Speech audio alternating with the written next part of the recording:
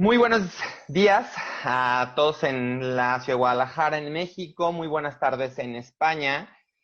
Para quien no me conozca, soy Luis Cárdenas, soy oftalmólogo y oftalmólogo pediatra. Actualmente soy el presidente del Colegio de Médicos Oftalmólogos de Jalisco. Y pues tenemos el día de hoy una invitada muy especial por lo que representa con su conocimiento, con su currículum, pero personalmente también pues hemos hecho una gran amistad.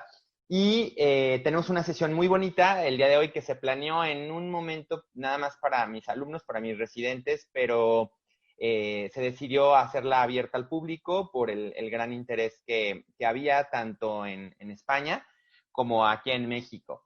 Y el día de hoy tenemos esta sesión este webinar que se llama Examen Funcional de la Visión. Nuestra ponente es Ana Vargas. Quiero platicarles un poquito acerca del currículum de Ana.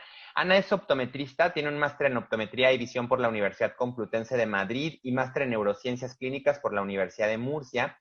Está titulada como Fellow of College of Optometrists in Vision Development y College of Syntonic Optometry y por la European Association Syntonic Optometry. Es directora del Centro de Terapia Visual Skeffington, Tratavisión en Madrid. Tiene dos centros, uno en el sur, uno en el norte, en Pozuelo y en Getafe. Y del Centro Tratavisión, donde destaca su trabajo como directora y optometrista clínico. Es profesora de numerosos cursos de formación especializada para optometristas y otros profesionales relacionados con el desarrollo visual. Actualmente está cursando su doctorado en ingeniería óptica y pues es un gusto tener a Ana con nosotros. Les platico un poquito de cómo nos acercamos Ana y yo. En algún momento de mi práctica profesional me di cuenta que era insuficiente el trabajo que yo hacía solamente poniéndole lentes, poniéndole gafas, poniendo un parche a los pacientes. Sabía que se podía hacer más. Y entonces busqué en muchos lugares donde poder entrenarme para dar terapia a estos pacientes que requieren utilizar su visión de mejor manera, poder ofrecer algo para integrar a muchos niños que solamente en una consulta se quedaban solamente con una gafa y regresen 6 meses, regresen un año. Y pues me encontré con el centro de Ana, me encontré con un curso de terapia visual que tomé hace 3 años, un curso de gran calidad. Y fue que decidí ir a Madrid a tomar el curso. Bueno, y a partir de ahí, después de todo lo que aprendí, se generó una gran amistad, no nada más entre Ana y yo, sino entre las familias. Y pues es un gusto, Ana, que estés con nosotros esta mañana en México, esta tarde en España. Bienvenida al Colegio de Médicos Oftalmólogos de Jalisco. Gracias por aceptar la invitación. Sabemos que pues tienes una agenda muy ocupada más ahorita en estos tiempos que ustedes están regresando a la vida laboral, pero te quiero dejar con tu presentación y agradecerte muchísimo el hecho de que estés con nosotros. Gracias y bienvenida. Muchas gracias. Bueno, yo estoy muy agradecida a ti, el que me des esta oportunidad. Tú ya sabes que lo hemos hablado mucho, que tenemos que hacer algo para que los dos profesionales que nos dedicamos a la salud visual, que somos los optometristas y los oftalmólogos, tengamos mucha más comunicación y tengamos un mejor encuentro, ¿no? Y bueno, pues la charla de hoy, de lo que va es de que conozcáis un poco más del trabajo que realizamos los optometristas, pues que tengáis una idea de nuestro modelo de la visión. Y por supuesto, bueno, pues como veis que hecho hay un tándem, es el único que he encontrado, pues la idea es esta, ¿no? Que debemos de caminar juntos, que debemos de compartir conocimientos, que esto es una oportunidad para ambas profesiones, para nosotros y para vosotros, y sobre todo que de esto nos enriquecemos y se benefician los pacientes, que al final es lo que tanto unos profesionales como otros nos encanta nuestro trabajo y lo que queremos es ayudar a los pacientes, ¿vale? Entonces, bueno, pues os voy a hablar sobre mi modelo de visión y sobre cómo entiendo yo la visión y el examen funcional. Voy a apagar mi cámara y mi micrófono, pero aquí estoy para dejarte a ti, ¿de acuerdo? Perfecto, muy bien. A ver, yo lo que quiero es que entendáis que esto no es ningún dogma. Lo que yo voy a hablaros es de mi experiencia de muchos años pues una experiencia vivida en primera persona, es decir, pues con todos los conocimientos que yo he ido adquiriendo a lo largo de todos estos años y fruto del trabajo y fruto de plantearme pues dudas y de cometer equivocaciones, y uno pues poco a poco pues va dándose cuenta de que, bueno, pues que muchos principios teóricos pues luego no se ajustan a la realidad, ¿no? Entonces vamos a ver este examen optométrico. Como veis, ponen pruebas mínimas, pero seguramente que incluso algunos compañeros que van a ver la presentación van a decir, caray, demasiadas pruebas. Si queremos hacer un examen funcional de la visión de calidad, debemos de hacer un examen pues, bastante completo, y esto es lo que vamos a ver a lo largo de la presentación. Uy, un momentito, que no sé cómo... Perdón. Aquí. A ver, yo voy a empezar hablando un poquito del tema de la visión, de qué es esto de la visión, o qué entiendo yo que es la visión. A ver, hay una frase o un dato neurológico que utilizamos mucho los profesionales de la salud visual, que es que sabemos que el 70% de la información sensorial que maneja nuestro cerebro tiene que ver con la visión. Entonces, este hecho es algo muy importante, tiene mucho peso, es decir, saber que lo que yo soy depende en un 70% de cómo me funcione mi sistema visual, pues no, son palabras mayores, es algo realmente fuerte, ¿no? Entonces, la visión se va a convertir en el principal enclave de comunicación del ser humano, tanto con su medio externo, con el medio ambiente, como con su medio interno. Entonces, tenemos que diferenciar entre lo que es la vista y lo que es la visión. Entonces, la vista, para mí no es solamente agudeza visual, como para otros compañeros hablan de vista como solo agudeza visual. No, no es solamente eso. La vista son una serie de mecanismos neurofuncionales que son comunes a todas las personas. Es decir, pues la vista es pues, todos los mecanismos desde que la retina recibe la información, llega la información al cuerpo genicular lateral o al córtex primario, y de ahí de V1 a V2, de V2 a V4, etc. Son una serie de mecanismos básicos.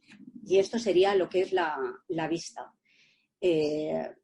Pero la visión es mucho más que estos mecanismos neurofuncionales. Es la manera en la que el individuo coge toda esta información y la emplea. Entonces, la visión es la interpretación de lo que el sistema visual, y en este caso el órgano de la visión, que es el ojo, registra.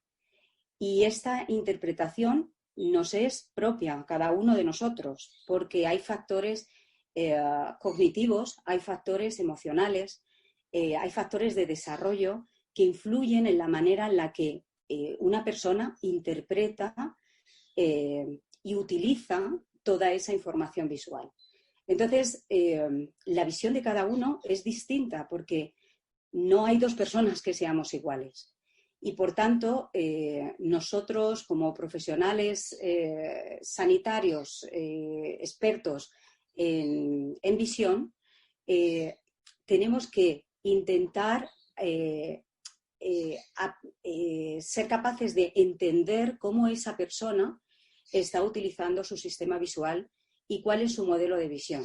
Y esto es lo que nosotros vamos a hacer en el examen optométrico o en el examen funcional.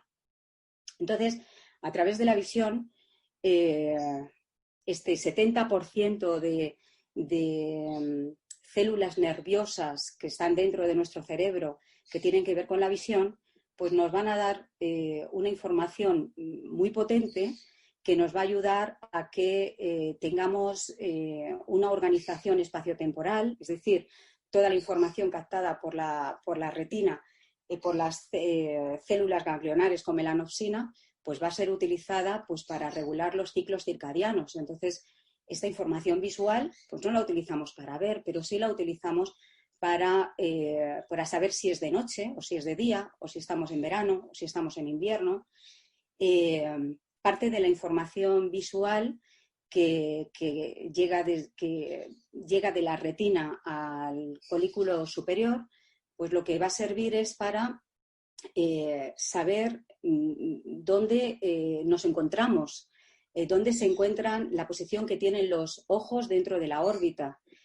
Con esta información lo que vamos a hacer es generar respuestas motoras rápidas, respuestas reflejas, pues para mantener nuestras condiciones de equilibrio, para que si yo hago un movimiento brusco con la cabeza, pues no me caiga. Entonces, estos son informaciones visuales que no sirven, no son utilizadas para descifrar el mensaje, sino para mantener nuestras condiciones de equilibrio. Otra parte de la información va a ser utilizada, información visual va a ser utilizada pues, para localizar dónde se encuentran los objetos a nuestro alrededor. La visión periférica nos va a decir qué objetos tenemos a nuestro alrededor, con qué velocidad se están moviendo. Entonces, todo esto nos va a permitir, de igual manera, pues, generar respuestas motoras pues, que nos faciliten que no tengamos que no nos venga una pelota y nos golpee una pelota, o cuando vamos conduciendo, pues si nuestra visión periférica detecta que hay un cambio direccional en el vehículo que tenemos al lado, pues poder reaccionar y no chocarnos, ¿no? Y evitar un accidente, ¿no? Entonces, toda esta información visual pues, es importante para la persona y se tiene que analizar en un examen y se tiene que considerar. Y luego, por supuesto, que hay otra parte de la información visual, pues que es la que pues quizás nos es más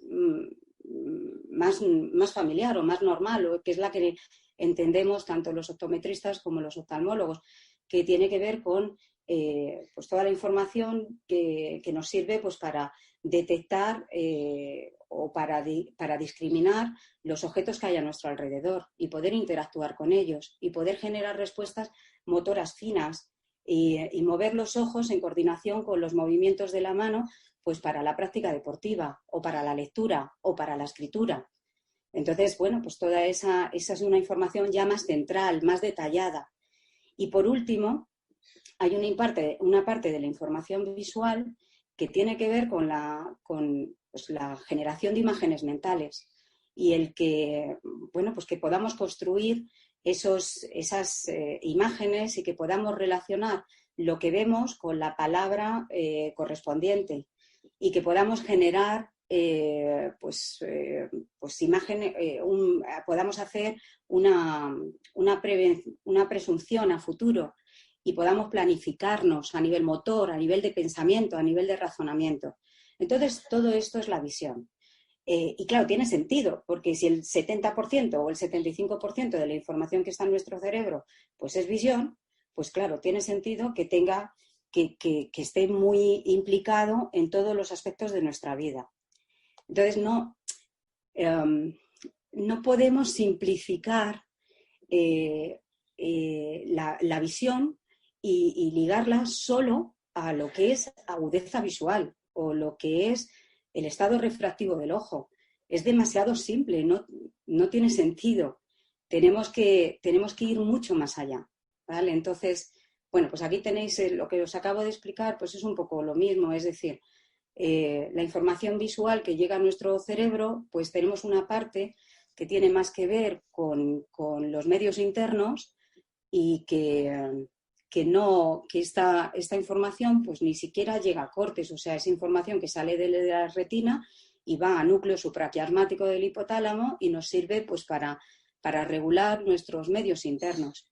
Hay otra información visual que tiene que ver con la retina y con la información recogida por los músculos oculomotores, que son altamente propioceptivos, que la vamos a utilizar pues, para la coordinación, para la postura, para los reflejos, para el reflejo optocinético, para el reflejo oculovestibular.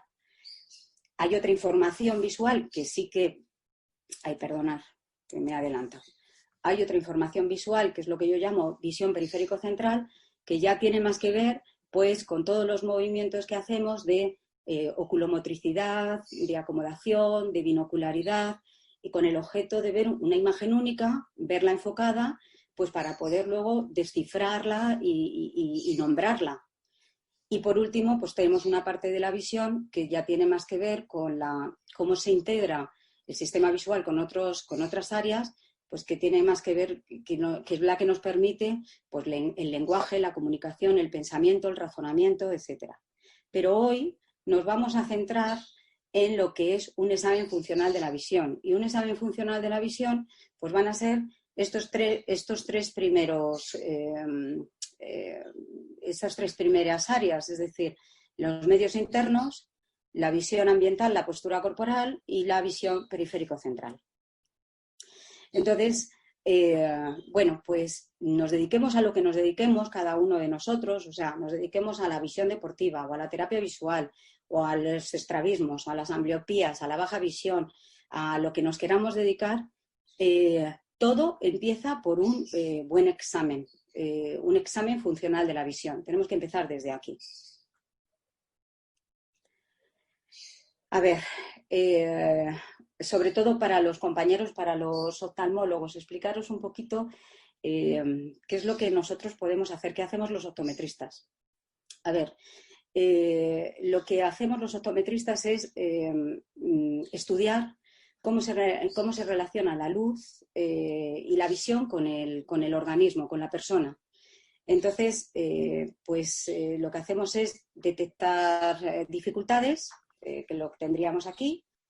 Intentamos poner tratamientos para solucionar esas dificultades, pero también hay un trabajo fuerte que hacemos los optometristas, que es prevenir la aparición de problemas visuales. Es decir, si nosotros hacemos un examen visual a un niño y estamos viendo que está realizando un esfuerzo acomodativo continuo, que tiene una demanda visual en cerca muy alta, pues aun a pesar de que tenga una hipermetropía bajita, pues vamos a pensar que lo mejor que podemos hacer por ese niño es aliviar esa carga y ponerle una lente positiva, un más 0,50, porque de esa manera pues ese niño va a poder ir con menos esfuerzo al colegio y va a poder tener un mejor rendimiento y va a tener una mayor eficacia en la obtención de ese rendimiento. Entonces, bueno, pues esta es este equilibrio, este justo equilibrio entre el rendimiento, el rendimiento visual y la eficacia, es decir, el consumo energético, el esfuerzo visual que tenemos que realizar para obtener éxito, pues lo vamos a tener muy presente en el examen. Entonces, no podemos actuar de manera cerrada, es decir, la visión de esta persona pues no la vamos a poder evaluar, no vamos a poder considerar que las necesidades visuales de un señor que lleva un camión, que conduce 8 horas, una jornada de 8 horas en carretera, pues evidentemente no le podemos utilizar la misma evaluación y podemos tener en cuenta los resultados de la misma manera que si estamos hablando de una persona pues, que es un ingeniero y que está todo el día trabajando delante de una pantalla de ordenador y con AutoCAD, por ejemplo, ¿no? Entonces, es muy importante tener este concepto de que debemos de ajustar la evaluación pues a la persona, a las características de la persona a la que estamos valorando. Bueno, entonces, nosotros lo que hacemos es pues, ver si existen anomalías o patologías oculares, y si existen este tipo de anomalías o patologías oculares, pues os la vamos a referir, os tenemos que referir. O sea, el hecho de que yo os esté hablando de que es importante tener en cuenta pues las características de cada paciente, el entorno laboral o el entorno académico. Eso no significa que yo no vaya a poner, vaya a medir en primera instancia la estructura. O sea, yo necesito que el sistema visual esté funcionando correctamente, que la retina no tenga ningún tipo de daño, que la luz llegue a la retina sin ningún tipo de obstáculo. Entonces, esto es lo primero que voy a hacer. Si me encuentro cualquier tipo de anomalía o una patología, pues la voy a referir a vosotros, a los oftalmólogos, o si considero que me he encontrado una alteración a nivel oculomotor, pero que pudiera estar relacionada con un problema neurológico, pues evidentemente yo tengo que tener ese conocimiento pues, para poder indicar al paciente que debe de verle un neurólogo, ¿no? Entonces, esto es lo primero que vamos a hacer. Luego lo que hacemos es valorar la función visual. Entonces vamos a mirar la oculomotricidad, el estado refractivo, la acomodación, la binocularidad. Vamos a ver cómo se integra la información sensorial con la respuesta motora, y con todo esto pues haremos un diagnóstico. Y una vez que tengamos el diagnóstico, pues entonces pensaremos y diremos, vamos a ver, ¿cuáles son las necesidades visuales que tiene este paciente? ¿Cuál es su situación visual? ¿Se corresponde su función visual con su necesidad visual? ¿Sí o no? ¿No se corresponde? Pues tendremos que pensar cómo le podemos ayudar. Y con todo esto, pues pondremos un tratamiento, le haremos una recomendación, y sobre ese tratamiento, pues tenemos que hacer un pronóstico. Es decir, esto a los optometristas nos cuesta. Que cada vez que hacemos un trabajo, o sea, que sea, voy a poner una lente de hipermetropía o de miopía, o voy a poner un prisma, o voy a realizar un tratamiento de terapia visual, yo tengo que tener muy claro cuáles son los objetivos terapéuticos de esa intervención. Y tengo que tener un pronóstico para un pronóstico que sea favorable o menos favorable o malo a la hora de poder resolver estos objetivos, ¿no? que tenga yo o que tenga el paciente, ¿no? Y además, pues los optometristas debemos de tener claro que el paciente no son dos sistemas visuales que vienen a vernos. Es una persona con sus condiciones, con sus características, con su unidad familiar. Esta persona puede que necesite otro tipo de atenciones, con un logopeda, con un pedagogo, con un terapeuta ocupacional, con un neurólogo. Entonces, tenemos que hacer un esfuerzo por relacionarnos con otros compañeros, por saber qué es lo que nosotros podemos hacer, hasta dónde podemos llegar y qué es lo que nos compete y qué es lo que no nos compete, ¿no? Entonces, la relación multidisciplinar es completamente necesaria. Bueno, vamos a empezar con el examen optométrico. A ver, el examen optométrico, el objetivo del examen es: necesito hacerte unas pruebas porque necesito comprender cómo estás utilizando tu sistema visual. Entonces, una vez que tenga esas pruebas y tenga esos datos, yo voy a relacionar esos datos con los síntomas que tienes o los signos que tienes. Voy a ver cuáles son las demandas visuales o las exigencias visuales que tienes, y voy a ver si ese sistema visual se puede adaptar. Si no se puede adaptar, pues entonces sé que una de dos, o el paciente no va a poder satisfacer sus exigencias visuales, o va a tener que buscar compensaciones y adaptaciones que pueden ser mucho peor de la situación inicial. Entonces, todo esto es lo que yo voy a hacer en el examen. Entonces, hay una parte de medida, hay una parte de clínica, ¿no? De medir, pero hay una parte de escuchar al paciente, hay una parte de observar, hay una parte de hacer un juicio, una relación de datos, y hay una parte también de comunicarme de nuevo con el paciente para explicarle cuál es su situación, qué es lo que he encontrado, cómo lo relaciono, qué tratamiento le voy a poner y cuál es el pronóstico de mejora que creo tener. Entonces, el examen optométrico, un examen funcional de calidad, tiene que tener estos 4 apartados. Tenemos que tener un primer apartado, el que he llamado cuestionario inicial, un apartado de evaluación, que son los test optométricos, un apartado de diagnóstico optométrico y un apartado de devolución de la información. Vamos a ir viéndolos. A ver, aproximadamente os decía que un examen funcional de la visión de calidad, o sea, en el que podamos ver todas las áreas y en el que podamos hacer un buen diagnóstico, nos va a llevar unos 45 minutos de reloj. Entonces, los primeros 5 minutos se los tenemos que dedicar a la historia del caso. Necesitamos escuchar al paciente, necesitamos saber por qué viene a vernos, cuál es su queja principal. Nos pasa muchas veces a los optometristas y a los oftalmólogos, nos pasa que cuando viene una persona a vernos, lo que estamos viendo es un ojo que está torcido, 30 dioptrías de endotropia con 8 dioptrías de hipertropia. Y no estamos escuchando qué es lo que le está pasando. Puede que venga a vernos no porque el ojo se desvía, viene a vernos porque a lo mejor está teniendo unas jaquecas, unos dolores de cabeza tremendos. Y esto puede pasar porque el ojo que está funcionando, el ojo que está desviado, está suprimido, pero el ojo que está funcionando no puede, tiene que hacer un sobreesfuerzo muy grande y de alguna manera hay que ayudarle.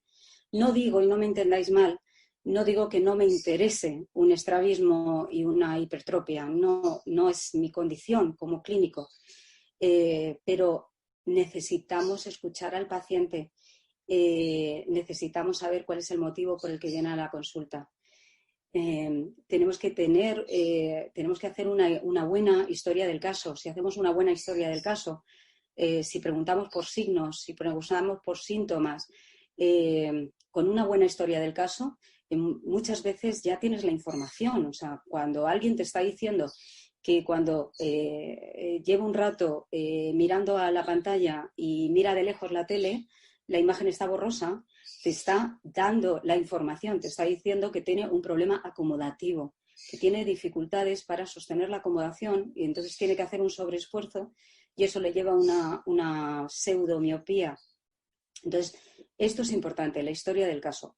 ¿Cómo lo hacéis? Pues como queráis, o recibís al paciente y estáis con el paciente 15 minutos o 20 minutos haciéndole todo tipo de preguntas, o hacéis pues como yo hago. En mi caso, yo lo que hago es que mando un cuestionario. Entonces dispongo de diferentes cuestionarios adaptados al caso en concreto. Entonces tengo cuestionarios de bebés, cuestionarios infantiles, cuestionarios de estrabismo, cuestionario de trauma, etcétera, ¿no? Entonces, bueno, pues esta sería la primera parte.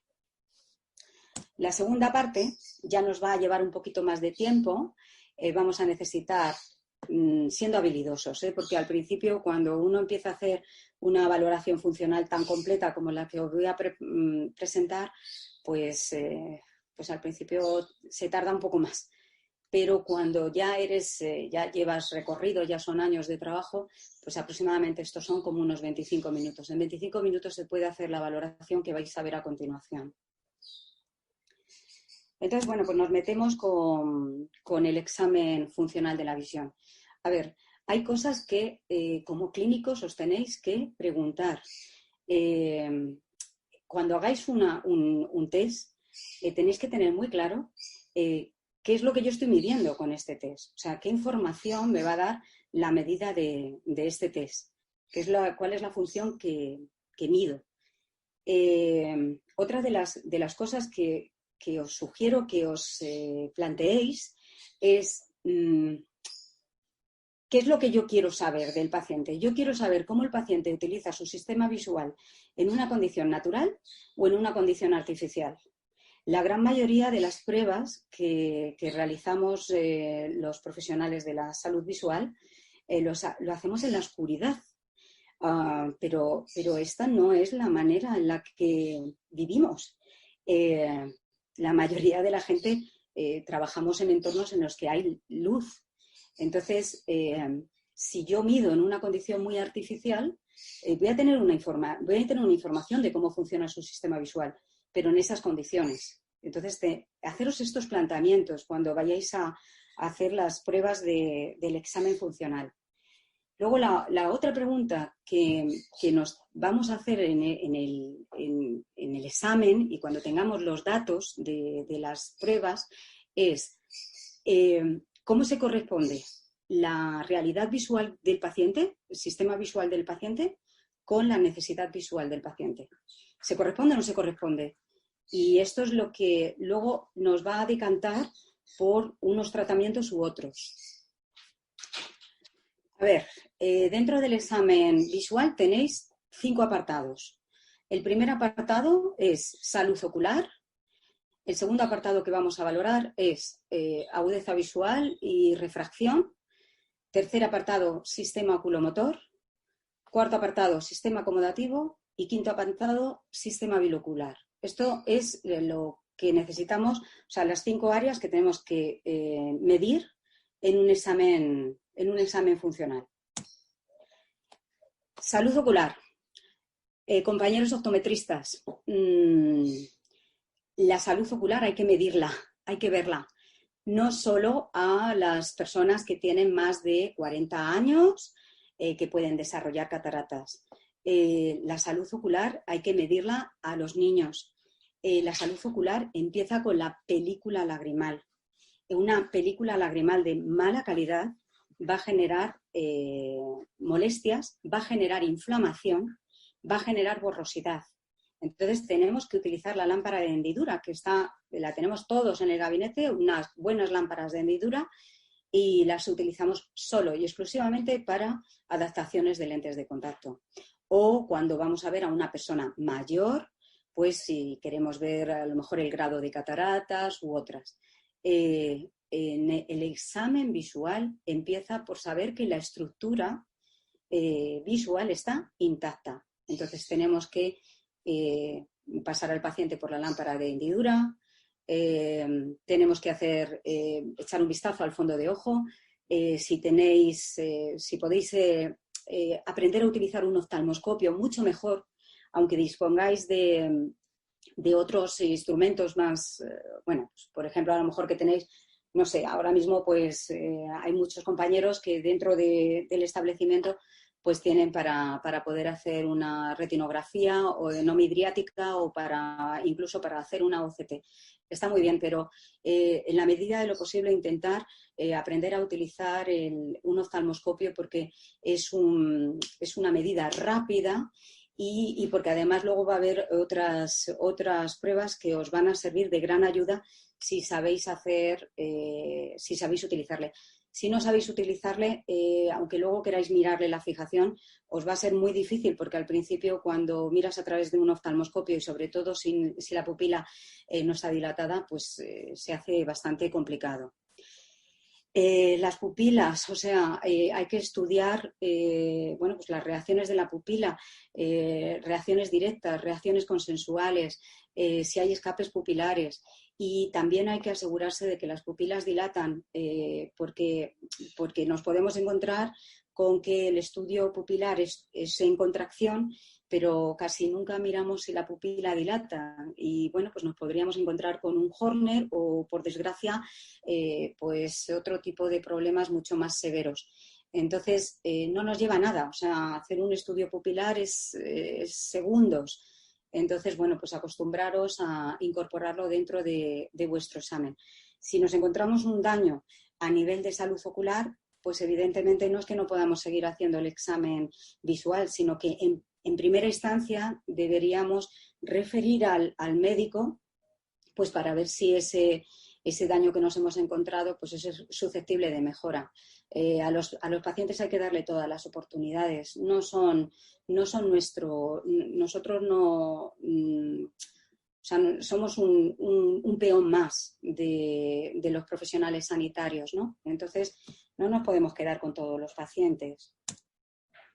A ver, cosas que os incorporo de la salud ocular, pues lo mismo, la rejilla de Amsler. Yo es una prueba que no hago mucho, os he de confesar que no lo hago mucho, pero estoy intentando incorporarla, sobre todo en personas que son más mayores, porque el problema de no hacer una prueba es que cuando luego la tienes que hacer un día te surge la necesidad, pues no tienes hábito. Entonces resulta muy complicado, ¿no? Entonces, intentar tener la rejilla de Amsler. Tenemos en España el problema de la degeneración macular, la de MAE, es enorme. Cada vez somos, por suerte, la población española se va haciendo mayor. Somos muchas, las personas pues duran muchos años en nuestro país y hay que cuidar de esta visión, ¿no? Y de esta salud visual, entonces incorporar la rejilla de Amsler. Y luego os lo pongo sobre todo por los oftalmólogos. El filtro de densidad neutra os puede ayudar a hacer un pronóstico sobre, os sirve para determinar si tenéis una ambliopía orgánica. Entonces, esta prueba primero nos sirve para detectar si una ambliopía puede ser orgánica, y por otro lado nos sirve para hacer un pronóstico de mejora también. Entonces, el test del filtro de densidad neutra, pues conviene que lo incorporéis. El procedimiento lo tenéis en la presentación se la mandaré a Luis y bueno, pues lo podéis leer, es muy sencillito. Y no obstante, si tenéis alguna duda, como luego vamos a tener un huequito, pues me lo preguntáis. Pero tenerle presente el filtro de densidad neutra para los optometristas, para los compañeros optometristas que a lo mejor no hemos tenido la oportunidad de estar juntos, a lo mejor en alguna formación, pues también os lo digo, que tengáis el filtro de densidad neutra para hacer un pronóstico sobre la ambliopía. Hemos terminado con la salud visual y nos vamos a meter con el sistema oculomotor. El sistema oculomotor es una serie de habilidades que nos permiten desde generar movimientos muy rápidos para mantener nuestras condiciones de equilibrio, como pueden ser el reflejo oculovestibular o el nistagmus otocinético, hasta movimientos muy precisos de coordinación ojo-mano, sacádicos para la lectura o para la escritura. El sistema oculomotor se desarrolla de la periferia al centro, es decir, es la visión periférica la que filtra y dirige la atención visual. Y a partir de ahí, pues lo que hacemos son sacádicos más grandes o sacádicos más chiquititos para mantenernos en áreas más pequeñas. Entonces, dentro del sistema oculomotor, bueno, aquí tenéis las funciones, que es la visión periférica, lo que hace es filtrar la información y dar una dirección atencional. Luego, una vez que nos hemos dirigido a ese punto, pues lo que hacemos es sostener la atención visual haciendo un seguimiento visual. Y si tenemos que saltar a otro lugar, pues hacemos un sacádico. Bueno, entonces, a ver, los movimientos oculomotores o el control oculomotor está bajo el control subcortical o el control cortical. Es decir, tenemos una serie de mecanismos subcorticales de acción rápida que tienen que ver con los movimientos de los ojos, como es el reflejo optocinético y el reflejo oculovestibular. Si esto no funciona bien, la persona se puede marear, se puede perder la estabilidad, el equilibrio. Cuando una persona ha tenido un daño, un ictus, un daño a nivel, bueno, un accidente cerebrovascular, este sistema se va a venir abajo y esta persona se va a inestabilizar. Y es visión y se puede trabajar dentro de la visión, se puede medir y se puede trabajar. Y luego tenemos una serie de movimientos de control cortical que son la fijación, los seguimientos visuales, los acádicos y las vergencias. Las vergencias siempre las metemos dentro del sistema binocular, pero en realidad son movimientos oculomotores para mantener una imagen única.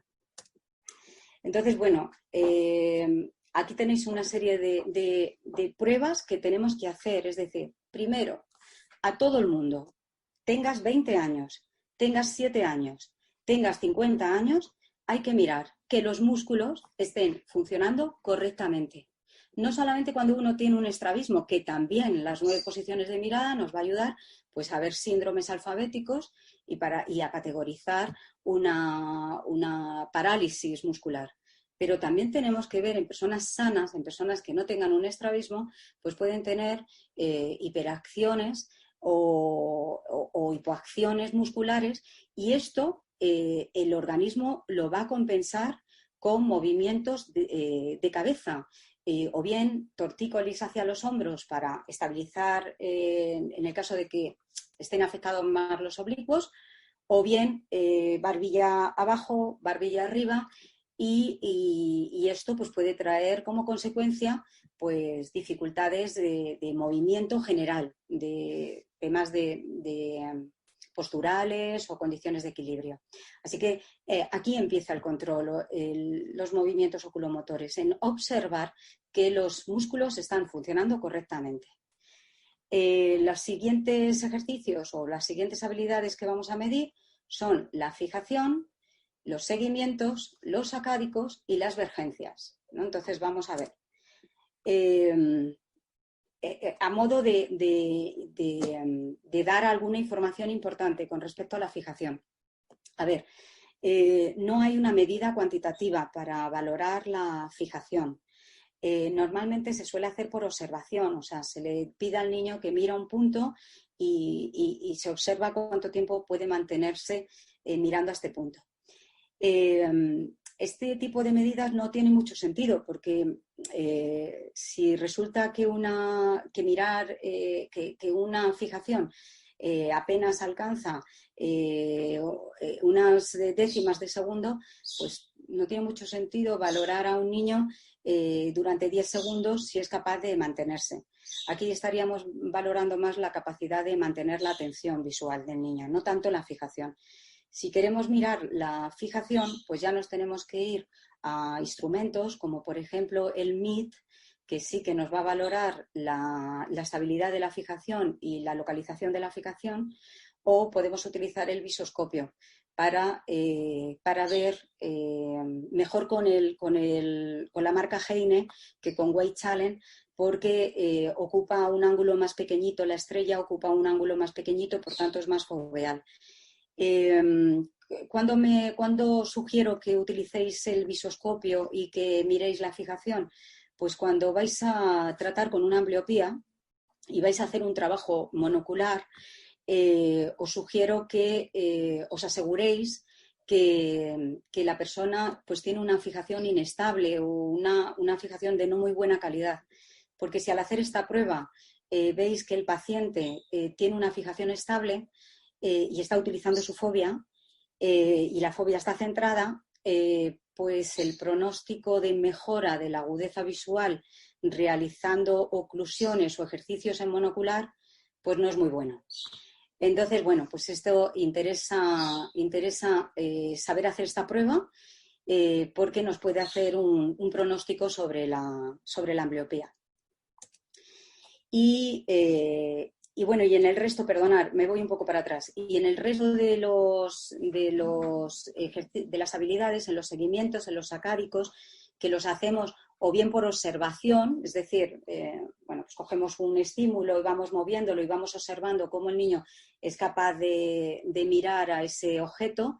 También tenéis luego medidas más objetivas, como el DEM, que os ayuda a hacer un juicio de valor más preciso de cómo un control oculomotor sacádico malo está interfiriendo en aspectos de lectura. Bien, pasamos a la siguiente habilidad, que es la agudeza visual y la reflexión. A ver, la agudeza visual es la capacidad para discriminar detalles y depende, por supuesto, de la calidad de la imagen en la retina, es decir, de que, bueno, pues que no tengamos ningún defecto refractivo que impida que la luz llegue adecuadamente a la fóvea y a la retina, pero también en la gran mayoría de los casos la agudeza visual depende de la capacidad del niño para dar significado a lo que está viendo. Es decir, hay un procesamiento de la información visual. Entonces, bueno, pues para medir la agudeza visual, pues tenemos que tener todo tipo de test. Es decir, tenemos que tener test que sean de decodificación, de nombrado. Tenemos que tener test de preferencia de mirada, como la unidad de Teller, que aquí no necesitamos dar significado a lo que estamos viendo, solamente lo tenemos que percibir. Pero las preguntas que debéis de plantearos es ¿por qué asumir que menores de 40 años la agudeza visual en cerca va a ser correcta? No debemos de asumir nada, somos clínicos, podemos medirlo. Entonces, acostumbraros a medir la agudeza visual tanto de lejos como de cerca. Acostumbraros a medirla en monocular, en biocular y en binocular. Aquí yo os lanzo una pregunta y es ¿por qué solamente medimos la agudeza visual en monocular? La condición monocular no es una condición habitual. Las personas no vamos por la calle guiñando un ojo u otro. Las personas vamos con los dos ojos abiertos. Entonces, la única manera en la que yo puedo saber lo que ve el ojo derecho en presencia del ojo izquierdo es utilizar test bioculares. Normalmente yo los utilizo con polarizados. Entonces, lo que hago es que el ojo derecho aprecia una parte de la escena y el ojo izquierdo aprecia otra parte de la escena. Pero si no contarais con este tipo de unidades, que son muy, muy habituales ya, pues lo que podéis hacer es disociar los test de agudeza visual, disociar con prismas verticales y de esa manera pues tendréis simultáneamente la visión del ojo derecho y la del ojo izquierdo. Como claves, no olvidarnos de utilizar el multiestenopeico para ver si mejora la agudeza visual. Si os mejora la agudeza visual con el estenopeico, sabéis que se trata de un problema de refractivo y entonces al ponerle el multiestenopeico lo que estáis haciendo es reducir la difracción y por tanto la persona ve bien.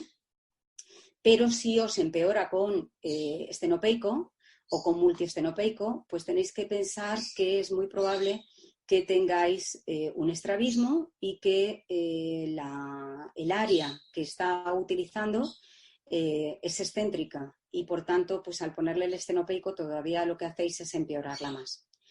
Y luego otro de los test que os sugiero que también tengáis se trata de un telescopio de 2 aumentos que con el telescopio de 2 aumentos, al igual que os hablaba con los filtros de densidad neutra, podéis hacer un pronóstico de la máxima agudeza visual que podéis alcanzar en el tratamiento de, por ejemplo, de una ambbliopía. Entonces, es muy sencillo, si al poner el telescopio la imagen se tiene que duplicar o incluso en algunos casos va más allá. Entonces eso os puede servir para hacer el pronóstico y por otro lado, si al poner el telescopio de 2 aumentos la agudeza visual se reduce, pues tenéis que pensar que podéis tener una ambbliopía orgánica o estrábica. Entonces, bueno, pues esto es un test que se hace dentro del apartado de agudeza visual y de refracción. Contar con test pediátricos. No dejéis de evaluar aún la agudeza visual de un niño de 2 años por el hecho de que no es capaz de hacer un nombrado. Tenéis aquí los puzzles de Lea, que el niño no necesita nombrarlo, solamente tiene que coger la pieza que se corresponde con lo que le estáis enseñando. El medir como parte también de la agudeza visual y sobre todo en estrabismos, medir la sensibilidad al contraste.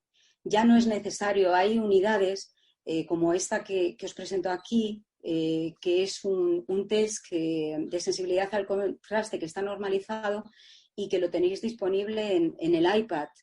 Entonces, bueno, pues esto es algo que se puede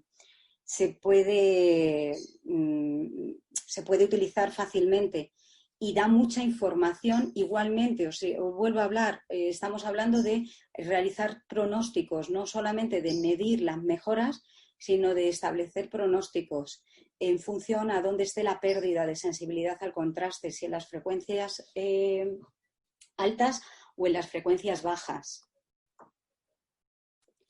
Hay monitores, como por ejemplo el que yo utilizo, que lo tenéis aquí abajo a la derecha, que tengo un test de sensibilidad al contraste que va ligado también a la condición de agudeza visual. Entonces, tengo para poder medir las dos situaciones. Bueno, en cuanto a lo que es la parte de refracción, lo que nos sugiere la PEDIG, la revista lo que nos sugiere es que realicemos cicloplegia o, en su defecto, realicemos retinoscopía Mohindra. Si podéis, si tenéis un compañero oftalmólogo con el que trabajéis, pues y os puede hacer una refracción con cicloplegia, mucho mejor.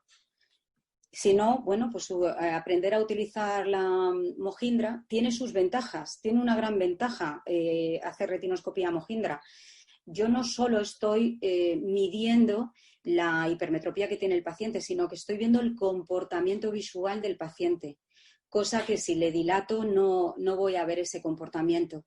Entonces, a través de los test de retinoscopía, pues esa es la ventaja que tenemos el clínico que utilizamos el retinoscopio, ¿no? Utilizar retinoscopio o autorrefractómetro, y el objetivo de la refracción debe de ser conseguir la mejor agudeza visual, sí, pero sin olvidarnos de la binocularidad, porque hay veces que cuando graduamos, hacemos una refracción y ponemos una agudeza visual alta, la binocularidad no está bien grapada y la persona se marea y se encuentra mal y viene a la consulta de nuevo a decir que es que no ve bien. Y es que no ve bien, aunque tenga una agudeza visual de un 120, porque su binocularidad no es buena. Entonces hay algunos test que nos ayudan a ajustar la binocularidad, como este, que seguro que lo tenéis y que nunca lo habéis utilizado. Se llama duocromo polarizado. El ojo derecho ve el 9 y el 6, el ojo izquierdo ve el 3 y el 8. Y esto nos ayuda a ver si está estable y si no existe diferencia entre el foco verde y rojo. Y así pues podemos ajustar más la graduación. Vamos con el sistema acomodativo. El sistema acomodativo es la capacidad que tenemos para realizar cambios rápidos de foco de lejos a cerca, o para mantener la imagen enfocada durante tiempo. Entonces, el sistema acomodativo tiene 3 apartados. Lo primero que vamos a medir es dónde está el plano acomodativo, o qué es lo que llamo la postura acomodativa. Entonces, la postura acomodativa la tenéis que medir tanto de lejos como de cerca. Y esto os da la información de cómo se coloca el paciente en el espacio, lejos o cerca. Entonces, tenemos o bien retinoscopías, la retinoscopía MEM, por ejemplo. También le podéis hacer el test anterior que os enseñé, el duocromo polarizado, os da la postura acomodativa. Hay gente que se proyecta mejor hacia el rojo, hay gente que se proyecta mejor hacia el verde. O cilindros cruzados, el test de los cilindros cruzados en visión próxima. Pues con esto ya sabemos dónde está el plano acomodativo. Luego, lo siguiente que tenemos que medir es qué capacidad tiene el paciente para acercar y alejar el plano acomodativo, relajar o estimular la acomodación. Entonces, tenemos una serie de pruebas que son la amplitud acomodativa, que es la que habitualmente se utiliza, pero también tenemos la acomodación relativa positiva y la acomodación relativa negativa. Y en mi caso, yo hago un test que yo lo he llamado amplitud acomodativa positiva-negativa en biocular, porque yo lo que hago es que disocio las imágenes y entonces mido el ojo derecho, pero estando presente el izquierdo y al contrario. Y de esa manera pues evito supresiones. Y por último, la tercera habilidad que medimos en la acomodación es la rapidez que tiene el paciente a la hora de realizar cambios, y eso se llama flexibilidad. Entonces lo hacemos con flipper. Y lo único es que la potencia del flipper que voy a poner no es la estándar, no es más menos 2. Es el valor que haya obtenido en los límites acomodativos en bioculares. Y de esa manera pues tengo una información real del paciente, de lo rápido que es con sus circunstancias. Bueno, pues todo esto es el sistema acomodativo. Y ya nos vamos con la binocularidad. Y Luis además me pidió por favor que os hablara un poquito del tema de lo de la binocularidad, que aquí tenemos que tener un mayor encuentro entre el punto de vista del optometrista y el punto de vista de un oftalmólogo. A ver, la binocularidad es una característica del sistema visual que le permite obtener una imagen única y en 3 dimensiones. Entonces, para ser binocular tiene que haber un ajuste entre aspectos motóricos, es decir, que los ojos estén alineados, que los ojos estén colocados en el mismo punto del espacio, pero también tiene que haber una buena función sensorial, es decir, que los 2 ojos estén siendo utilizados. El que tengáis los ojos alineados, el que no haya desplazamiento, no haya un estrabismo, no es garantía de que tengáis binocularidad, de que la persona esté utilizando sus 2 ojos. La persona puede estar haciendo una supresión. La supresión puede ser completa o puede ser parcial, puede ser periférica o puede ser central. Todo eso se tiene que poder medir. Entonces, dentro de lo que es la fusión motora, que es lo que habitualmente medimos casi todos, o sea, no solamente vosotros los oftalmólogos, sino muchos optometristas nos pasa igual. Es decir, hacemos un cover, está en ortoforia, le hacemos el test de Worth, nos dan las 4 imágenes, ya está, tenemos binocularidad.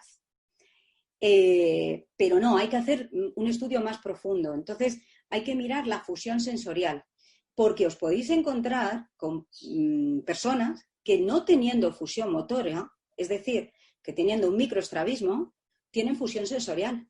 Están utilizando los 2 ojos y tienen un cierto grado de estereopsis. Una mala estereopsis. Es una estereopsis muy periférica, pero es una estereopsis. Entonces, nos tenemos que ir a lo que es el área de Panum. Entonces, tener presente que el área de Panum es el área en el que 2 imágenes dispares que estén dentro del área de Panum, una imagen del ojo derecho y una imagen del ojo izquierdo, que estén contenidas dentro del área de Panum, se van a representar como una imagen única. El cerebro las va a integrar en una sola percepción. Cada punto de la retina del ojo derecho se corresponde con un área fusional del ojo izquierdo, no con un punto.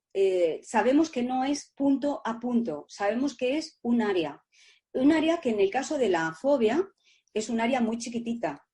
Ay, perdonad, mirad, esto lo puse aquí. No. Ay, perdón. Aquí. En el caso de la fobia, el área es muy chiquitita. Son 0,3 grados de la fobia, lo que puede admitir una disparidad para obtener estereopsis. Pero lo que es la retina periférica, los puntos periféricos tienen áreas más grandes. Vale, entonces, a ver, ¿y qué medimos cuando estamos mirando el sistema binocular? Pues al igual que medíamos en la acomodación, medíamos la postura, es decir, dónde está colocado el foco cuando miramos de lejos, dónde está colocado el foco cuando miramos de cerca, que eso es la postura, pues la postura binocular también sería parecida, es decir, dónde está colocado mi sistema binocular cuando miro de lejos, dónde está colocado mi sistema binocular cuando miro de cerca. ¿Cómo lo hacemos? Pues con las forias. Entonces podemos utilizar cover test, podemos utilizar este test que es la foria de Howell, que se hace en espacio libre y que bueno, pues podemos utilizar diferentes tests con Torrington o con el diasporámetro o utilizar MADOS. Yo habitualmente la postura la suelo medir con cover. La segunda habilidad que vamos a mirar dentro del sistema binocular es lo que llamamos la adaptación sensorial, el uso de los dos ojos. Entonces, esto lo hacemos con Worth, con Bagolini o mirando la estereopsis. Lo tercero que medimos es, vale, ya sé que estás colocado a lo mejor ligeramente por detrás del punto de lejos. Ya sé que estás utilizando los dos ojos y que tienes estereopsis. Pero ahora quiero saber cómo te puedo forzar el sistema. Entonces, esto es lo que llamamos los límites binoculares. ¿Qué registros tiene el paciente para poder alejar o acercar el plano binocular manteniendo una imagen única? Entonces, estas pruebas son el punto próximo de convergencia, las vergencias y la acomodación relativa positiva y la acomodación relativa negativa. Y por último, la rapidez a la hora de pasar de un punto a otro, que serían pues con flipper, ¿no? Entonces lo haríamos con flipper prismáticos. Bueno, posturas binoculares, acordaros, cover, Howell, foria de Howell, se hace en espacio libre, Torrington y MADOS con diasporámetro. ¿Cómo de estable es el sistema binocular? Estos son test que se llaman test de disparidad de fijación. Miran la estabilidad del sistema binocular. Los tenéis para hacer en lejos, que sería el que está aquí abajo, y los tenéis para hacer en cerca, que es este chiquitito que aparece arriba a la derecha, que se llama test de Wesen. Fusión motora, que habitualmente utilizamos las luces de Worth, y yo os he puesto antes fusión sensorial y os he metido Worth. ¿Y por qué os he metido Worth? Porque hay aquí un puntito que es blanco, que cuando el ojo derecho se integra con el ojo izquierdo, se produce un efecto que es el efecto lustre, y eso es una fusión sensorial. Se mezclan los dos colores y se obtiene un único color amarillento o naranjado. Entonces, cuando hagáis este test, no solamente preguntéis si tiene 4 o si tiene 3 o si tiene 5, sino también preguntar si ese puntito blanco de qué color es. Si se os mezclan y os aparece de color amarillo, pues tenéis lustre, tenéis una buena fusión. Y si la persona os diera la información de que la mitad es de un color y la mitad es de otro, eso sería una respuesta de correspondencia anómala, con fusión motora, pero con correspondencia anómala. Luego tenéis este, que también yo lo utilizo muchísimo para fusión motora y para la estabilidad de la fusión. Seguimos con las adaptaciones sensoriales. Tenéis que mirar si la persona está utilizando los dos ojos, esto lo hacemos con un prisma vertical. Si está suprimiendo un ojo, que lo podéis hacer con cualquier ejercicio biocular o podéis utilizar el test de Bagolini. Si cuando los dos ojos se integran, si la correspondencia es normal y la persona está viendo una cruz, como en este caso que estamos utilizando transferencia de posimagen y hay una cruz y además está en ortoforia, no hay desviación, pues entonces tenéis las dos. Tenéis fusión motora y fusión sensorial con correspondencia normal. Pero podéis encontrar con que tenga correspondencia anómala, es decir, está percibiendo simultáneamente con los dos ojos, pero no hay alineamiento motor. Eso sería una correspondencia anómala. Y lo último es la estereopsis. Y en cuanto a la estereopsis, lo que os tengo que contar es que antes os decía que la binocularidad se da cuando dos puntos dentro del área de Panum se corresponden y entonces vemos una imagen única. Pero los puntos tienen que estar dentro del área de Panum, porque si están fuera del área de Panum, la persona ve doble. Y si ve doble, una de dos, o se queda viendo doble o hace una supresión. Entonces, dentro del área de Panum se van a integrar esos dos puntos, pero puede que exista una pequeña disparidad, es decir, haya un punto que está justo en la fobia y otro punto que no está en la fobia, pero está muy próximo. Y eso va a generar una estereopsis, pero es una estereopsis que llamamos estereopsis gruesa. Esta estereopsis gruesa o de disparidad lateral le permite al paciente percibir imágenes tridimensionales aún no utilizando la fobia de uno de los ojos. Y esto lo vais a tener cuando tengamos un microestrabismo.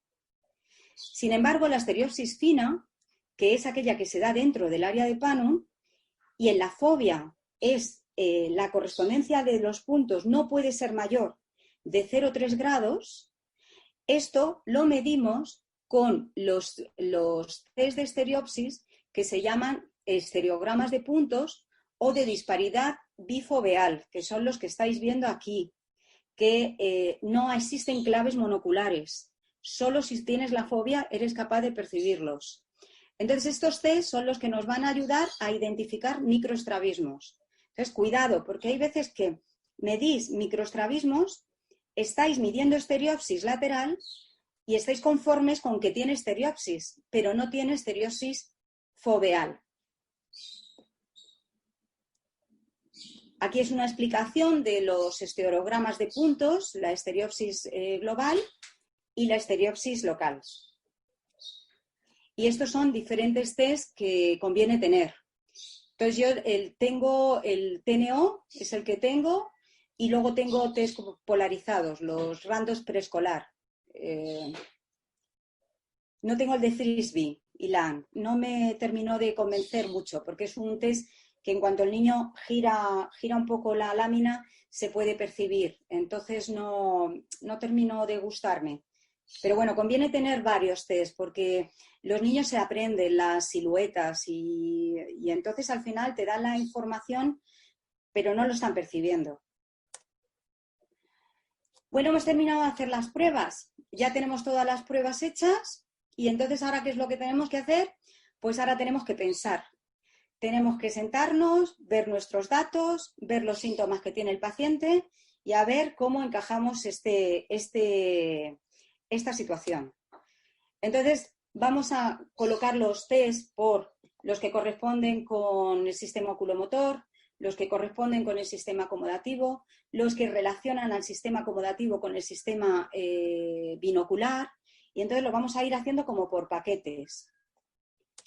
Y una vez que tenemos toda esa información, pues vamos a ver cómo está este señor, qué le está pasando.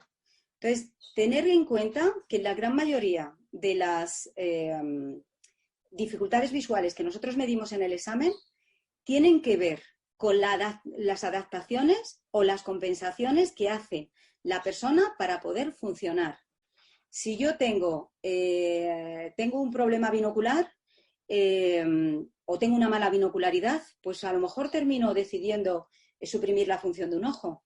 Pero es que eso me permite ser más eficaz utilizando un solo ojo que viendo doble. Entonces voy a elegir esa adaptación.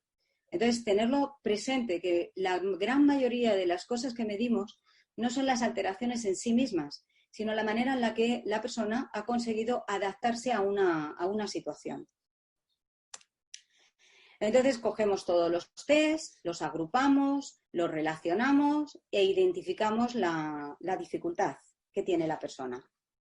Aquí tenéis la manera en la que los podemos agrupar. Sistema oculomotor, pues estos test. Sistema acomodativo, pues estos test. Sistema binocular, pues estos test. Entonces ya tenemos todo esto y ya tenemos el diagnóstico. Y vamos a explicarle al paciente qué es lo que hemos encontrado, qué supone este diagnóstico, qué tipo de tratamiento creemos que es el más adecuado por su perfil y cuál es el objetivo optométrico o el objetivo visual que perseguimos con este tratamiento. Y esto nos va a llevar 10 minutos, hay que dedicárselo, porque hay que explicárselo con un lenguaje claro y conciso. Muchos papás, muchos de vosotros cuando estáis haciendo los exámenes, os hablo tanto de optometristas como de oftalmólogos. Cuando veis a un caso, habéis medido, tiene un estrabismo, le voy a hacer una oclusión. El padre no sale de la consulta sin saber cuáles son los objetivos terapéuticos de esa oclusión, cuáles son los tiempos. Hay que explicarlo. Si uno participa en un proceso terapéutico, sea con una lente, sea con una oclusión, sea porque voy a hacer terapia visual, el tratamiento va a ser mucho más eficaz. Entonces tenéis que tomaros un tiempo, no pasa nada. Hay que, bueno, pues mejorar nuestra comunicación y el lenguaje y a veces pues explicar a los padres estos son peras y estos son manzanas y a otras veces pues a lo mejor con un lenguaje más técnico, pero hay que adecuarse a las situaciones de la familia. Entonces, hay que darle una explicación de su caso y del tratamiento. Por tanto, tenemos que un examen funcional de la visión con unos mínimos de garantía de calidad nos va a llevar 45 minutos de reloj. Tenemos un apartado de anamnesis, cuestionario, un apartado de evaluación, de clínica, un apartado de pensar, razonar, relacionar, concluir y un apartado de comunicación y de dar la información. Vamos a ver si ya concluimos, terminamos. A ver, los ópticos optometristas, en este caso, más los ópticos optometristas, más que los oftalmólogos, ya sabéis que los oftalmólogos tenéis muy claro que sois oftalmólogos y sois médicos, pero los ópticos optometristas tenemos que saber que somos profesionales sanitarios de primer orden, que estamos capacitados, que tenemos los conocimientos para hacer un estudio funcional y perceptual de la visión, que podemos relacionar estos hallazgos con el aprendizaje, con el trabajo, con el entorno, que podemos ver las dificultades visuales de nuestros pacientes, que podemos ayudarles con tratamientos y tenemos ese derecho de poderlo hacer, pero también tenemos el deber de ofrecer a nuestros pacientes el mejor servicio profesional. Nos tenemos que relacionar con otros compañeros, nos tenemos que relacionar con los oftalmólogos, vemos lo mismo, tratamos el mismo tipo de problemas y tenemos que trabajar juntos y tenemos que hacer tándem. Y entonces, bueno, pues esto es lo que yo os tengo que contar, que no es poco. ¿Vale? Entonces, bueno, muchas gracias a todos por haberme aguantado. Vuelvo otra vez al inicio. Os dedicáis a lo que os dediquéis. Lo fundamental es el examen optométrico de calidad. Un examen optométrico, un examen funcional de calidad os ayuda a entender y al poder aplicar con más seguridad cualquier tratamiento. Y nada, esto es todo. Muchas gracias. Muchas gracias, Ana, por tu excelente presentación, como siempre.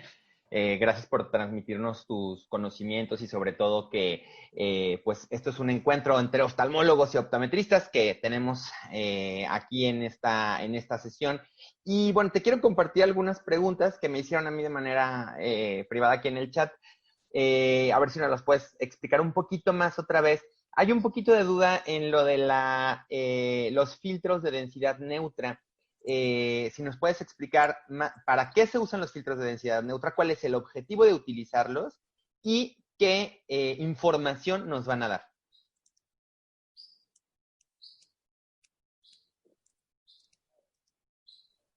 Creo que está un poquito más atrás. Ahí. No, aquí no.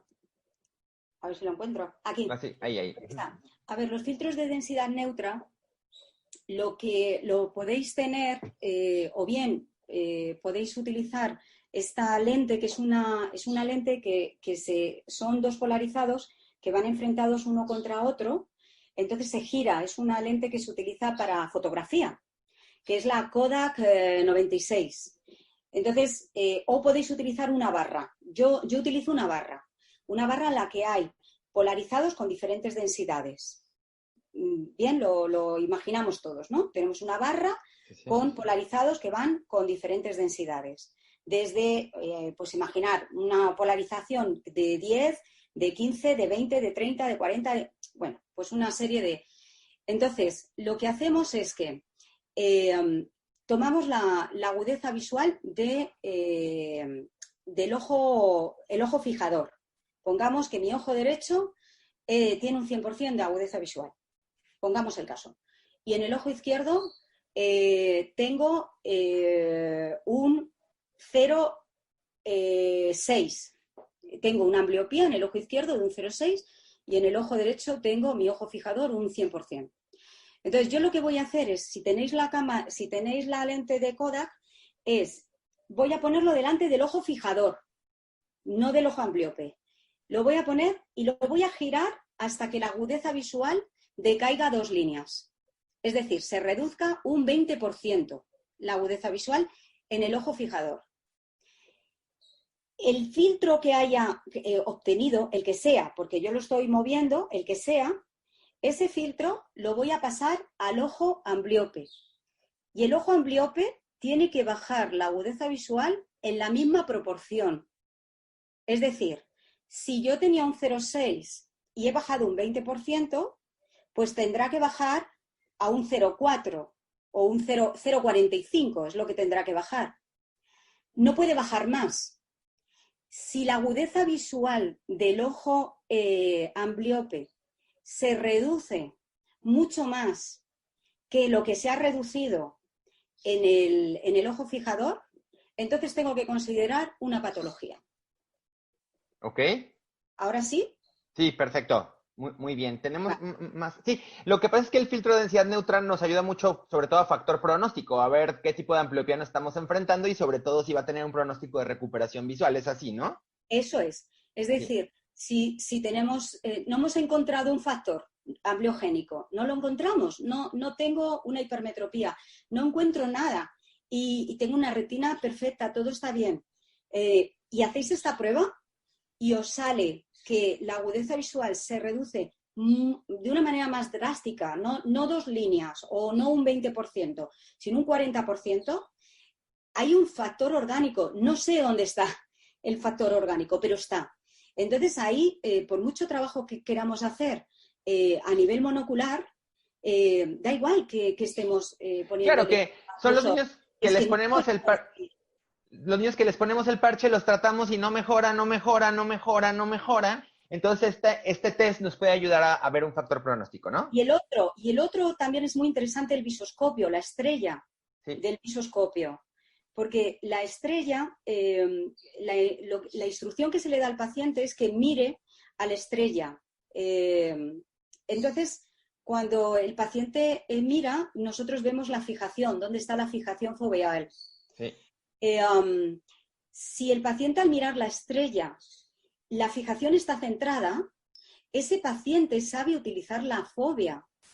Es decir, esa es la información que tenemos. Claro. Tiene una fijación foveal central. Vale. Por tanto, ¿qué oportunidades tenemos de, haciendo un trabajo monocular, conseguir que mejore la agudeza visual? Porque la agudeza visual está ligada a la fijación, a la calidad de la fijación. Claro, entonces, una mala fijación. Una fijación estable y sé utilizar la fobia, no voy a tener muchas oportunidades de mejorar en una condición monocular. De acuerdo. Sí, justo eso nos preguntaba también Gabriela Rodríguez, nos preguntaba que si podríamos repetir cómo mide la fijación con el visuscopio en ambliopía. Bueno, yo creo que sí que lo hacemos como cuando queremos mirar si tenemos una fijación excéntrica. Es decir, yo lo hago de la siguiente manera. Primero le pido al paciente que mire a lo lejos, que intente estar lo más relajado posible. me meto en papila, me dirijo hacia la mácula, intento ver mácula, intento ver ya desde ahí la fijación, o sea, ya desde ahí puedo ver a ver si puedo ver algún reflejo. Y una vez ya que he hecho eso, entonces ahora le voy a pedir al paciente que mire a la estrella. Aquí, por ejemplo, sería, ¿veis la mira que hay aquí ahora mismo? Sí, claro, claro. Lo que pasa es que esta mira es muy grande, tiene un tamaño muy grande. Esto es de, lo diré, es del Weight Challenge. El Weight Challenge Sí. tiene 10 grados, está fuera de la fobia. Este punto central está fuera de la fobia. Mientras que el de Heine, la marca Heine, la estrella de Heine son 2 grados. Entonces, sí, eso me permite hacer una estimación más precisa de la fobia. Entonces, una vez que yo proyecto esa estrella dentro de la retina, le voy a pedir al paciente que la mire directamente. Entonces, voy a tapar el otro ojo para que le facilitarle la fijación a la estrella. El paciente va a ver la estrella y yo voy a ver dónde está la fobia, porque voy a ver un punto, el punto, dónde está. Si está dentro de la estrella o si está fuera de la estrella, y entonces voy a saber si es una fijación central o es una fijación excéntrica.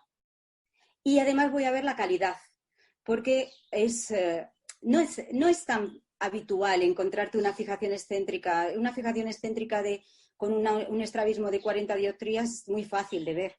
El problema es ver una fijación excéntrica en 10 dioptrías o 5 grados, ¿no?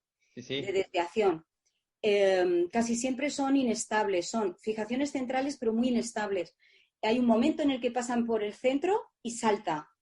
El punto pasa y se va, pasa y se va, pasa y se va. Entonces, no solamente es ver dónde está el punto, sino la estabilidad de la fijación. Y eso es un pronóstico de mejora. Así es. ¿Vale? Bien, Entonces, lo que pasa es que es difícil hacer la prueba porque requiere repetición y constancia a la hora de hacer, de mirar con el oftalmoscopio. Entonces, pues merece la pena porque podemos hacer esa apreciación. Sí. Carlos nos pregunta, Carlos Gil, ¿cómo se llama el test para medir la sensibilidad al contraste en el iPad? Ay, lo estoy haciendo con el doctorado. No me lo sé. Bueno, nos lo haces saber. Yo puedo hacerlo saber, como voy a mandarte la presentación, si quieres, pues quieras mandarlo. Sí. Lo veo. De acuerdo. Es de Manuel Vallejo. Sí. Pero ahora mismo no le sé decir. Está homologado, porque Manuel Vallejo es un optometrista, pero se dedica a investigación, y entonces ha homologado estos test para investigación. Okay. Y es hay de contraste sensibilidad al contraste, y también tenemos de estereopsis. Bien. La doctora Roselena de la Torre, que también trabaja mucho aquí en México en visión baja, nos envía saludos, dice que pues la binocularidad siempre tiene sus secretos y su forma de tratarla. Dice también por acá, porque estamos ya casi sobre el tiempo, que si cualquiera de los test que me presentaste se pueden aplicar a un niño. No, un niño hay que tener el test de PAS. Es el que yo tengo para medir la... A ver, ¿dónde está? A ver. Oh, no me digas que no lo tengo. Sí lo presentaste, yo vi. No lo tengo. No lo presenté. A ver. No. Bien, el test para la estereopsis en un niño, en un bebé o en un niño que no sea verbal, un niño con parálisis cerebral, por ejemplo, el test que yo utilizo se llama test de PAS y es un test de preferencia de mirada. Entonces al niño se le presentan las dos láminas, una no lleva imagen tridimensional y la otra sí la lleva. Y la imagen que lleva es una carita sonriente. que es una impresión visual que es muy, muy llamativa para un niño bien desarrollado. Sí, hay una tarjeta de control y otra con carita feliz, Hay ¿no? una que no lleva nada, son Sí, solamente los puntos, y sí. la otra lleva la carita sonriente. Y entonces el niño, por preferencia de mirada, si percibe el test en estereopsis, pues va a mirar al test que tiene estereopsis. Y luego los niños yo utilizo LEA. Para mí LEA es muy, muy fácil porque les instruyo para medir la agudeza visual, para medir la estereopsis. Entonces casi todos los test que tengo en pediátricos, los símbolos que utilizo son de LEA. Lea, ok. Finalmente, Ana, acerca de la amplitud acomodativa, si nos lo puedes repetir otra vez, ¿cómo es que la mides, la amplitud Y acomodativa? es además bastante interesante porque cuando lo empecéis a realizar os va a hacer mucho encaje de los problemas acomodativos. A ver, normalmente la acomodación, el test que hacemos para medir la acomodación es normalmente la amplitud acomodativa. Es decir, le ponemos a una persona lentes negativas y le forzamos hasta que no lo puede ver.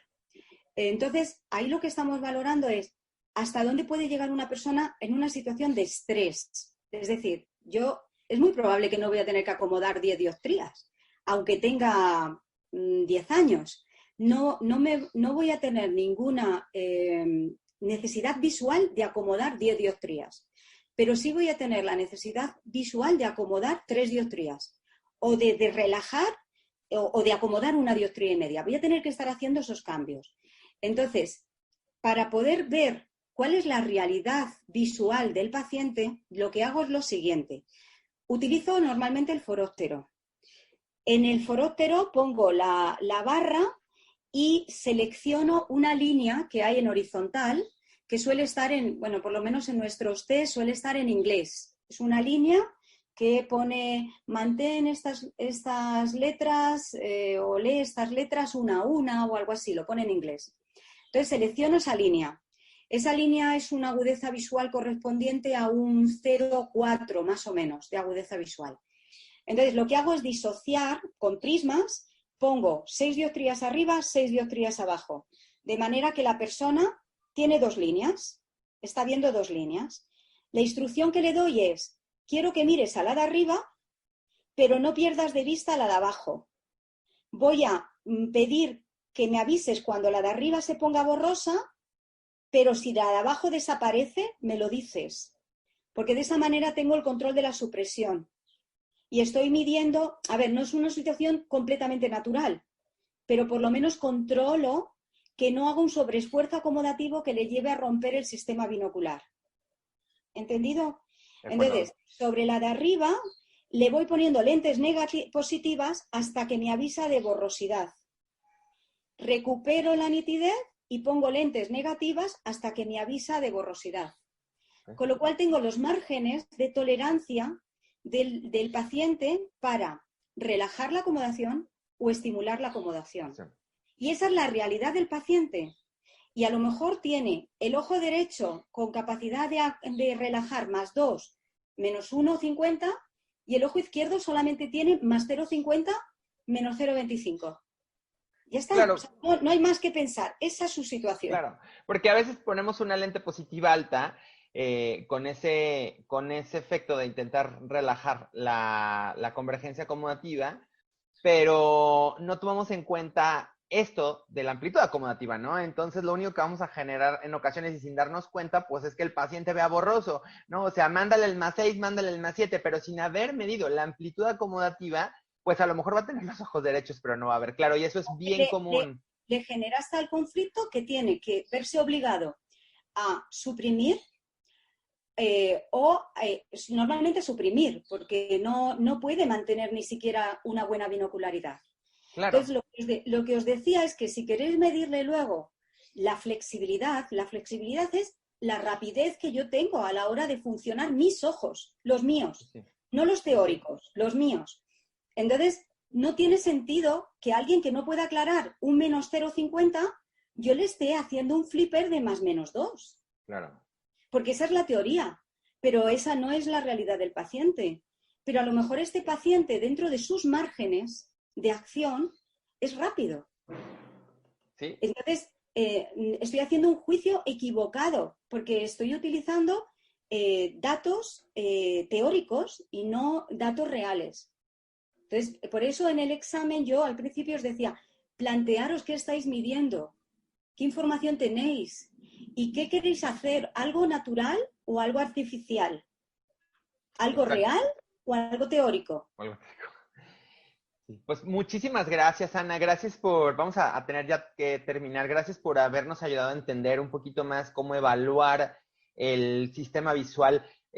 Yo soy un apasionado de la revisión exhaustiva del paciente y por eso quería que nos lo mostraras, porque a veces esto es discusión en todos los foros, en todos los congresos. Y normalmente lo que yo decía al principio, ¿no? O sea, a veces nada más se nos ocurre tomar la huesa visual y mandar una refracción, pero no tomamos en cuenta toda esta serie de cosas. Si el paciente tiene estereopsis, si el paciente tiene una mínima diferencia apreciable, si el paciente tiene disparidad lateral, o sea, todas estas situaciones que nosotros necesitamos para entender cómo el niño, en el caso de los oftalmólogos pediatras, o el adulto, utiliza su visión, cómo entiende el mundo externo a través de su visión. De verdad que esto, pues, creo que nos da para hacer un foro mucho más grande.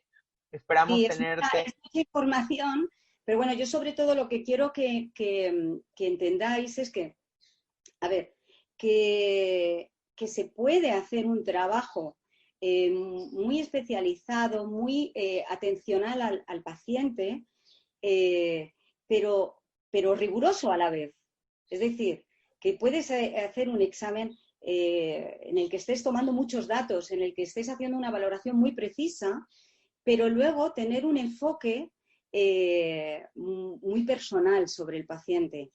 No hay nada que juzgar. Lo único que nosotros somos clínicos, lo único que podemos hacer es medir, enjuiciar. Nada más, ni bueno ni malo. Pero se puede medir.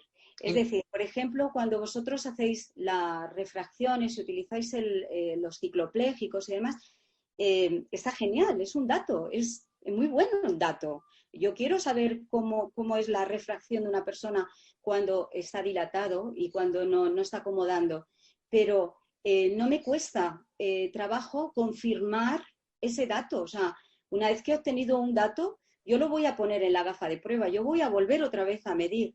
Yo voy a confirmar que me esté viendo lo mismo con el ojo derecho que con el ojo izquierdo, que está viendo en 3D, que no tiene disparidad de fijación, que tiene una buena estereopsis.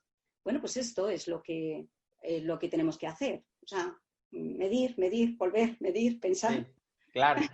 Hay mucha inquietud también. Aquí vemos gente que hemos estudiado contigo, vemos oftalmólogos pediatras, oftalmólogos que están empezando su práctica y hay mucha inquietud por los cursos de Ana. Ana tiene 2 clínicas en la ciudad de Madrid y cada año hace 2 o 3 emisiones de sus diferentes cursos, que en este año pues están, creo que en pausa, ¿no, Ana? El COVID nos lo ha parado todo. El COVID nos paró todo, pero yo creo que el próximo año estarás de regreso, estaremos ya listos para que puedas programar de nueva cuenta tus cursos, ¿es así?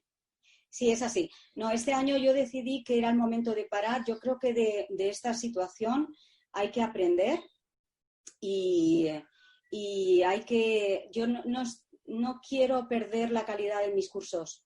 No quiero hacer cursos por hacerlos. Prefiero Claro. esperar a que todo se calme y bueno, porque eres tú y tú sabes que yo lo que tú me digas lo voy a hacer. Tú me dices, Muchas hacemos gracias. una webinar. Pero yo soy una persona que funciono más en las distancias cortas.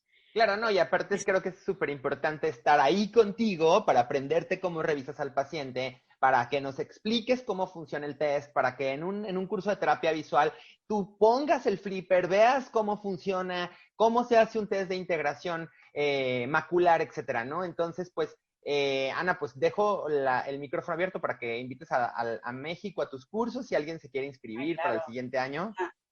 Están todos, qué pena. Lo que más he hecho en falta y lo que más me fastidia del COVID es que nos ha robado a la gente que hablamos el castellano, el tocarnos, por favor. O sea, yo necesito ver a mi gente y tocarla, ¿no?